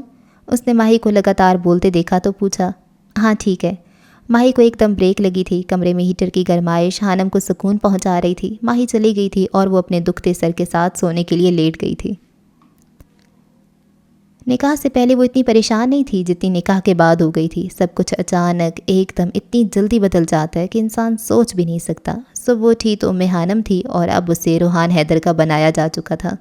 حانم کو سمجھ نہیں آ رہی تھی کہ اس کے ساتھ کیا ہوا تھا۔ آرجے مر چکا تھا یہ وہ جانتی تھی اور اس کا نام روحان جبیل تھا، لیکن اس کا ہم نام روحان حیدر اسے شدید کوفت ہو رہی تھی۔ نکاح سے پہلے اور نکاح کے بعد اسے سب نے کہا تھا کہ اگر وہ روحان سے ملنا چاہے تو مل لے، لیکن وہ بھی ذہنی طور پہ خود کو تیار نہیں کر پائی تھی کہ وہ اس شخص سے ملے جو اس کی زندگی کا اہم حصہ بن گیا تھا۔ شاید آج بھی ماضی کا خوف اس کے دل میں سانپ کی طرح کنڈلی مارے بیٹھا تھا۔ کتنی ہی دیر وہ جاگتی رہی تھی۔ وہ پوچھنا چاہتی تھی کہ یہ روحان حیدر کون تھا، لیکن اس کی ہمت ہی نہیں ہوئی۔ شاید اس سوال کے جواب میں اس سے بہت سے سوال کیے جاتے، وہ ایسا کب چاہتی تھی؟ نکاح سے پہلے اس نے کوئی سوال نہیں کیا تھا تو نکاح کے بعد کیوں؟ سوچتے سوچتے وہ نیند کی وادی میں اتر گئی تھی۔ رات کو اچانک زوردار آواز پہ اس کی آنکھ کھلی تھی۔ کمرے میں اندھیرا تھا۔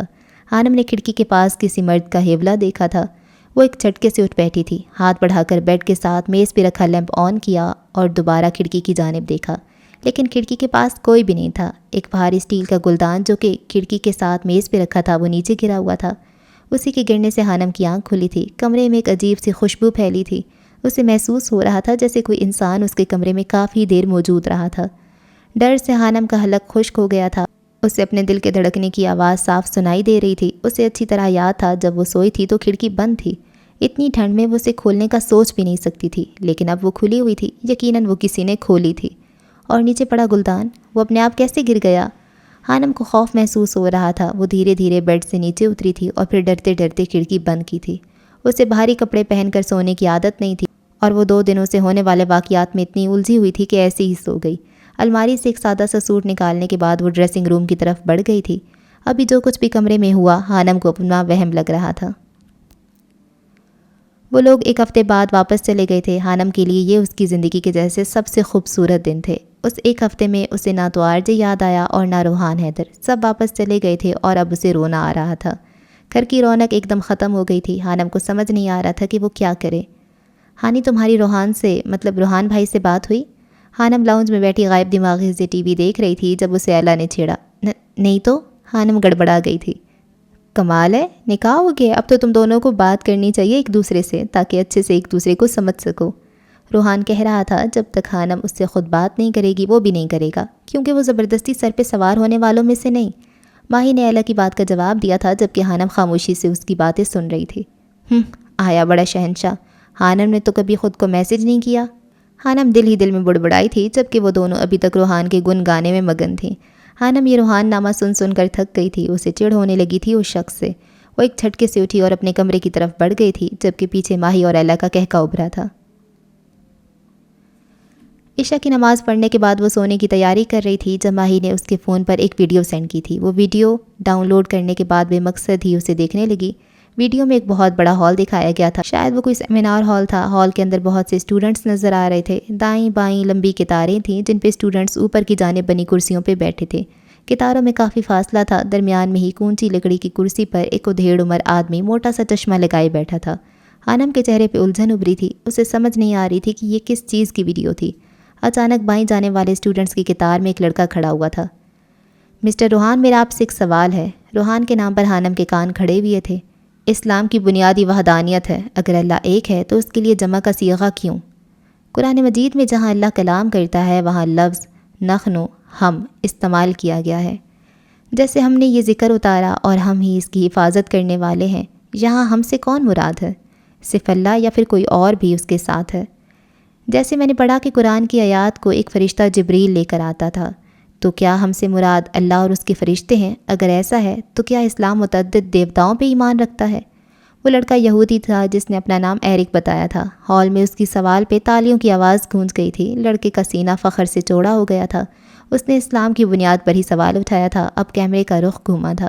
دائیں طرف سے ایک اسٹوڈنٹ کھڑا ہوا تھا، یقیناً وہ روحان تھا، لیکن یہ کیا؟ اس کا چہرہ دھندلا تھا، صاف نظر نہیں آ رہا تھا۔ خانم کو بہت الجھن ہوئی تھی، وہ اسے جواب دیتے دیکھنا چاہتی تھی۔ آپ نے بہت اچھا سوال کیا ہے، لیکن انشاءاللہ میں جواب دوں گا۔ اس کی آواز بہت ٹھہری ہوئی اور پرسوز تھی۔ اسلام سختی کے ساتھ توحید کا مذہب ہے۔ یہ توحید پہ ایمان رکھتا ہے اور اس بارے میں کوئی مصالحت گوارا نہیں کرتا۔ اسلامی عقیدے کے مطابق اللہ ایک ہے اور اپنی صفات میں بے مثل ہے۔ قرآن مجید میں اللہ تعالیٰ اکثر اپنے بارے میں لفظ نحن ہم استعمال کرتا ہے، لیکن اس کا مطلب یہ نہیں ہے کہ مسلمان ایک سے زیادہ معبودوں پہ یقین رکھتے ہیں۔ وہ اتنا کہنے کے بعد خاموش ہوا تھا۔ شاید آپ لوگوں کو پتہ ہو کہ متعدد زبانوں میں جمع کے صیغے کی 2 قسمیں ہیں۔ ایک عددی جمع کا صیغہ ہے جو یہ ظاہر کرتا ہے کہ زیر بحث چیز تعداد میں 1 سے زیادہ ہے۔ جمع کا دوسرا صیغہ احترام کے لیے بولا جاتا ہے، جیسا کہ انگریزی زبان میں ملکہ انگلستان اپنا ذکر آئی کی جگہ وی کے لفظ سے کرتی ہیں۔ یہ انداز تخاطب رائل پلورل یعنی شاہی صیغہ جمع کے الفاظ سے معروف ہے۔ بھارت کے سابق وزیر اعظم راجیو گاندھی ہندی میں کہا کرتے تھے، ہم دیکھنا چاہتے ہیں، گویا ہندی اور اردو میں ہم رائل پلورل ہے۔ اسی طرح عربی میں جب اللہ قرآن میں اپنا ذکر کرتا ہے تو وہ اکثر عربی لفظ نحن استعمال کرتا ہے۔ یہ لفظ عدد کی جمع کو نہیں بلکہ احترامی جمع کو ظاہر کرتا ہے۔ توحید اسلام کے ستونوں میں سے ایک ستون ہے۔ ایک اور صرف ایک معبود حقیقی کا وجود اور اس کا بے مثل ہونا وہ مضامین ہے جن کا قرآن مجید میں متعدد بار ذکر کیا گیا ہے۔ مثال کے طور پر سورہ اخلاص میں ارشاد ہوا، قل هو اللہ احد، کہہ دیجئے وہ اللہ ایک ہے۔ اگر آپ گرامر کو پڑھیں تو آپ کو اندازہ ہوگا کہ ہر لفظ کے 1 سے زیادہ معنی نکلتے ہیں، خاص طور پر عربی زبان میں۔ مجھے امید ہے کہ آپ کو سمجھ آ گئی ہوگی۔ وہ کہہ کر خاموش ہو چکا تھا۔ ہال میں سناٹا چھا گیا تھا، لیکن اس کا چہرہ ابھی تک بلر تھا۔ ویڈیو ختم ہو گئی تھی جبکہ خانم ابھی تک اس شخص کے باتوں کے حصار میں تھی۔ یہ کون ہے؟ خانم نے ماہی کو میسج کیا تھا۔ تمہارا شوہر، اسمائل کے ساتھ جواب حاضر تھا۔ لیکن یہ ہے کون؟ دوبارہ پوچھا گیا تھا۔ مجھے تو اسلامک اسکالر لگ رہا ہے، اگر نہیں ہے تو بن جائے گا۔ تمہیں کیا لگتا ہے کہ وہ کون ہے؟ ماہی اسے چڑھا رہی تھی۔ لیکن اس کا چہرہ نظر کیوں نہیں آ رہا؟ خانم کو اسے دیکھنے کا اشتیاق ہوا تھا۔ یہ تم خود پوچھ لو نا، تمہارا نکاح ہوا اس سے، میرا تو نہیں۔ ماہی مسکراہٹ ضبط کرتی اسے جواب دے چکی تھی، جبکہ خانم اس کی بات سن کر دنگ رہ گئی تھی۔ تم اس کی سوشل میڈیا اکاؤنٹ کی آئی ڈی بھیج رہی ہو، فالو کر سکتی ہو تم اسے۔ کچھ دیر بعد ماہی کا میسج آیا تھا اور ساتھ ہی لنک بھی تھا، جبکہ خانم ابھی تک شاکڈ بیٹھی تھی۔ اسے یقین نہیں ہو رہا تھا کہ جو اس نے ابھی کچھ دیر پہلے دیکھا تھا کیا وہ سچ تھا۔ اچھا جی، اس ایپیسوڈ کو ہم یہاں پہ اینڈ کرتے ہیں۔ اور یہ روحان یار وہی ہے آبویسلی، اور اس کا ایکسیڈنٹ ہوا ہوگا، اور وہ مون بھی وہی ہے، اور ایکسیڈنٹ میں پھر اس کو سمجھ آ گئی ہوگی، تھوڑی عقل، اس کی ہوش ٹھکانے لگ گئے ہوں گے، اور اس نے اسلام کے بارے میں پڑھا ہوگا اور وہ عالم بن گیا ہوگا، مطلب یہی اسکالر بن گیا ہوگا، ہے نا۔ تو مجھے تو یہی لگتا ہے۔ خیر، سٹوری مجھے تھوڑی کچی لگ رہی ہے، سچی بتاؤں تو مجھے انٹرسٹ ڈیولپ نہیں ہو رہا، مطلب ٹھیک لگ رہی ہے، صحیح ہے، مطلب گزارا لگ رہا ہے مجھے۔ اس میں ایسا نہیں لگ رہا کہ بہت ہی کوئی انوکھی کہانی تھی جس سے ایمان تازہ ہو جائے، جس سے کوئی پڑھے اور وہ اسلام قبول کر لے، یا پھر کوئی بہت ہی زبردست لو سٹوری ہے یا ایموشنل سٹوری ہے۔ مجھے ایسا کچھ بھی نہیں لگ رہا، مجھے بس ایک نارمل سی سٹوری لگ رہی ہے۔ پیر کامل سے بہت زیادہ انسپائرڈ لگ رہی ہے، اور پتہ کیا نا، کچھ چیزیں مجھے بہت آف کر دیتی ہیں، مطلب یہ کیا نام ہے، خانم کا بیہیویئر بہت ڈیفرنٹ ہے۔ پہلی بات ہے کہ اس نے جب اس کے اسکرین شاٹ وغیرہ ہر جگہ پہ نشر کیے تھے، وہ بات تھی، لیکن اتنی بڑی بات نہیں تھی کہ آپ اتنے زیادہ ڈپریشن میں چلے جائیں کہ آپ کو وہ بندہ ہر جگہ پہ نظر آئے۔ یا تو ایسا ہوتا کہ اس کا اس کے ساتھ بہت ہی کوئی دلی وابستگی ہوتی تو پھر وہ اس کو ایسے کہتا تو یہ بہت ڈسہارٹ ہو جاتی۔ ان کا تو ایسا کچھ سین تھا ہی نہیں، دشمنی تھے نا ایک دوسرے کے۔ تو اور اگر ایسی کوئی بات بہت بڑی بات ہوتی بھی تو اس سین کو تھوڑا سا لمبا کیا جاتا، اس میں تھوڑے سے ایموشنز ڈالے جاتے کہ لڑکیاں اس پہ ہنس رہی ہیں، اس کے بارے میں باتیں کر رہی ہیں، اس کے بارے میں آپس میں مل کے ڈسکشن کر رہی ہیں کہ دیکھو خانم ایسی ہے ویسی ہے۔ ایسی کوئی بات تھی ہی نہیں، بس وہ واقعہ ہوا اور اگلے دن یہ اتنی شدید ڈپریشن میں ہو گئی، نروس بریک ڈاؤن ہو گیا، بالکل خاموش ہو گئی، اسے ہر جگہ وہ نظر آنے لگ گیا، دوسرے ملک چلی گئی، وہاں پر بھی وہ ڈپریشن میں رہی، اور یہ چیز تھوڑی آف لگ رہی تھی کہ اتنی بڑی بات تھی ہی نہیں نا، بات اگر تھی بھی تو ہمیں صحیح بڑی کر کے دکھائی نہیں گئی، تو یہ تھوڑی سی زیادہ چیز آف ہو گئی ہے، اور اس کو پھر کسی سے شادی نہیں کرنی۔ دیکھیں یہ ناولس میں جو چیز ہوتی ہے یہ مجھے بہت آف لگتی ہے، یا اگر یہ ویسے بھی نارمل بھی ہوتا ہے نا، کوئی آپ کے لیے رشتہ لے کر آتا ہے، چاہے وہ جیسا بھی ہے، چاہے وہ آپ کی جتنا ویل سیٹلڈ نہیں ہے، چاہے وہ چلے کہہ لے بہت ہی برا انسان ہے، لیکن اگر وہ رشتہ لے کر آتا ہے تو وہ آپ سے شادی کرنا چاہتا ہے، مطلب آپ کو پسند کرتا ہے، تو آپ انکار کریں لیکن ایک طریقے سے۔ طارق بے شک بہت ہی فضول انسان تھا، اگر وہ اس کے لیے رشتہ بھیج رہا تھا تو اس کی بہن اور یہ سارے نہ چڑھ دوڑے کہ وہ گھٹیا جو ہے وہ رشتہ بھیج رہا ہے، یہ ہے وہ ہے، یہ غلط ہے، آپ طریقے سے منع کرو۔ پھر اگر وہ کوئی غلط طریقہ اپنائیں تو پھر آپ ان کو سختی سے منع کرو، لیکن ایک دفعہ تو آپ کو یہ بات مطلب اس کو اعزاز تو چلے نہ ہی سمجھے، لیکن یہ سمجھے کہ کوئی آپ کو ایز اے لائف پارٹنر چاہتا ہے، تو وہ اس چاہت کا ہی تھوڑا خیال کر لیں، اس کو ذلیل نہ کریں کم از کم پہلی دفعہ۔ دوسری بات پہ پھر اس کو ہشام نے جب پروپوز کیا تو یہ جی باتیں سنانا شروع ہو گئی، اس نے بڑی رسپیکٹ فلی اس سے بات کی اور سیدھا پروپوز کیا، کوئی افیئر نہیں چلایا، کچھ دوستیاں شوستیاں نہیں کی، اور کہتی ہے آپ لوگ سمجھتے کیا ہو، جو آپ سے اسمائل کر کے آپ کی بات سن لے تو آپ ایسے کرنے لگ جاتے ہو۔ بھائی وہ پروپوز کر رہا ہے تمہیں، وہ تمہیں اس قابل سمجھتا ہے کہ تمہیں اپنی بیوی بنا رہا ہے، تو اس میں اتنا ریئیکٹ کرنے کی کیا ضرورت ہے؟ آپ رسپیکٹ فلی بہت اچھے پولائٹ مینر میں بھی منع کر سکتے ہو، بجائے اس کے کہ اس کا دل توڑ دو، ہے نا۔ اور پھر میڈی نے اسے پروپوز کیا، اس کا دوست تھا، یہ ہنستے چلی گئی، ہنس ہنس کے پاگل ہو گئی۔ یہ دیکھیں مجھے یہ جو چیز ہے نا، بے شک یہ اب جتنی بھی اچھی ہو، جتنی بھی نیک ہو، مجھے اب یہ بری لگے گی لڑکی، یہ مجھے نہیں بات سمجھ آتی۔ اور اب وہی ہوگا، وہی مون ہے، وہی سارا کچھ ہے اچھا انسان بن گیا۔ میرے خیال سے یہی پوری سٹوری ہے۔ ابھی ان کی جب نکاح ہوا ہے تو یہ اس کو دیکھنا بھی نہیں چاہ رہی، خیر یہ تو ایک اور بڑی انوکھی چیز ہو گئی ہے۔ اور روحان، چلو اس کا نام روحان حیدر ہے تو اس کے باپ کا نام بھی تو ساتھ لیا گیا ہوگا، تو خیر وہ بھی چلو اس کو نہیں جانتی۔ چلیں جی ٹھیک ہے، ناول ہی ہوا نا، ناول تو ایسے ہی ہوتا ہے۔ اب اس کے دیے ہیں ٹوٹل 445 صفحے، ہم نے پڑھ لیا 255، آگے کیا ہوگا میں بتاتی ہوں مجھے نہیں پتا، لیکن ایسی گیس لگا رہی ہے کیونکہ یہ بہت ہی پریڈکٹیبل سٹوری ہے، کچھ بھی اس میں ایسا نہیں ہے کہ وہ بہت ہی سسپنس ہو جائے، او یہ تو میں نے سوچا ہی نہیں تھا، ایسا کچھ بھی نہیں ہے۔ کیا ہوگا یہ آپس میں ان کا، جب اس کو پتہ چلے گا وہ ہے تو وہ اسے نفرت کرے گی، تو ان کی تھوڑی لڑائیاں کیا جھگڑے، وہ اس کو تھوڑا امپریس کرے گا، اور پھر ان کی بات طلاق تک بھی شاید پہنچ جائے، تو پھر وہ کسی طریقے سے پھر ان کا آپس میں ہیپی اینڈ ہو جائے گا، اور کیا ہے نا۔ اور جارڈن کی شاید اس سے شادی ہو جائے، یہ کیا نام تھا اس کا، یہ کیا ہے یار، ہانی ہے نا، نہیں ہانی ہے نا، کیا نام ہے اس کا، ماہی، ہاں ماہی۔ اور شاید جارڈن کا تھوڑا قصہ آئے گا تو پھر پتہ چلے گا کچھ، یہی ہے یار، پتہ نہیں کیوں پر میرا اس کے ساتھ اتنا زیادہ انٹرسٹ ڈیولپ نہیں ہو رہا۔ بہت لوگوں کو پسند آ رہا ہے تو چلو ان کی مرضی ہے، اور لوگوں کی مرضی ہے تو ان کے لیے میں پڑھ رہی ہوں، باقی پرسنلی مجھے کوئی خاص نہیں لگا۔ آپ بتائیں آپ کو کیسا لگ رہا ہے یہ ناول، کیونکہ ایٹ دا اینڈ تو آپ لوگ ہی میٹر کرتے ہیں، ہے نا چلیں جی، دعاؤں میں یاد رکھیں، اللہ حافظ۔